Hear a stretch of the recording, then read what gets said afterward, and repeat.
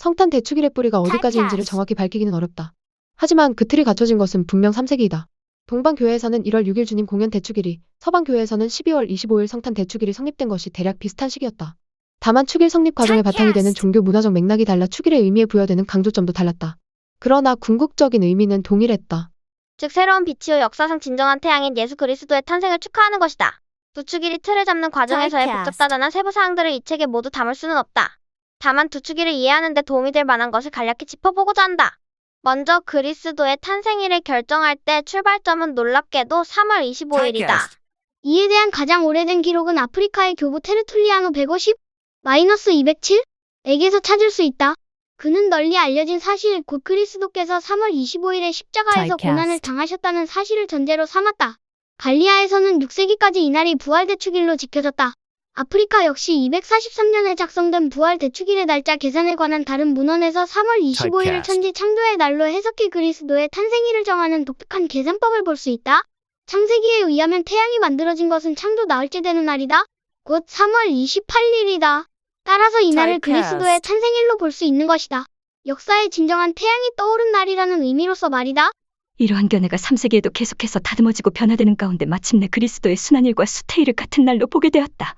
그리하여 3월 25일에 천사가 주님의 탄생을 예고하고 주님이 성령에 의해 동정 마리아의 태내에 잉태된 것을 찬양하기에 이르렀다.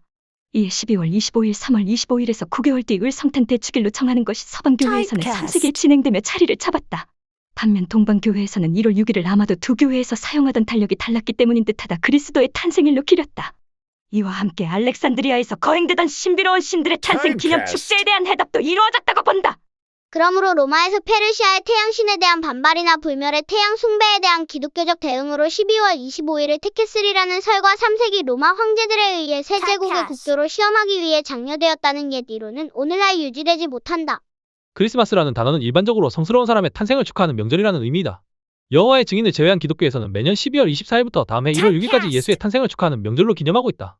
주로 기독교 문화권의 영향이 강한 나라에서 12월 25일을 크리스마스가라고 하며 과거 서구 열강의 식민지나 조차지였던 나라로 기독교 문화의 영향력이 강한 나라인 필리핀, 싱가포르, 인도네시아, 홍콩, 마카오 등에서 공휴일로 지정된 이날을 기독교 문화권이 아닌 동북아시아에서 대한민국이 유일하게 공휴일로 지정하였다.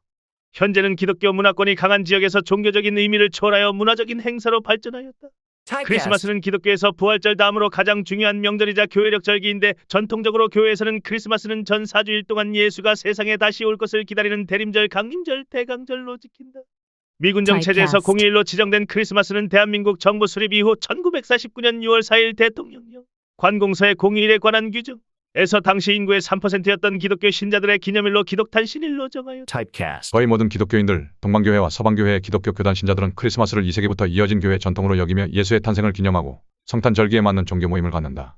반면 성경에서 예수의 정확한 탄생일을 확인할 수 없고 역사적으로 로마에서 태양신을 숭배하던 이 교회의 축제일과 같다는 사실과 1세기부터 2세기까지 초기에 기독교인들이 이날을 지키지 않았다는 이유로 기념하지 않는 급진적 개혁주의자인 기독교인들도 있다.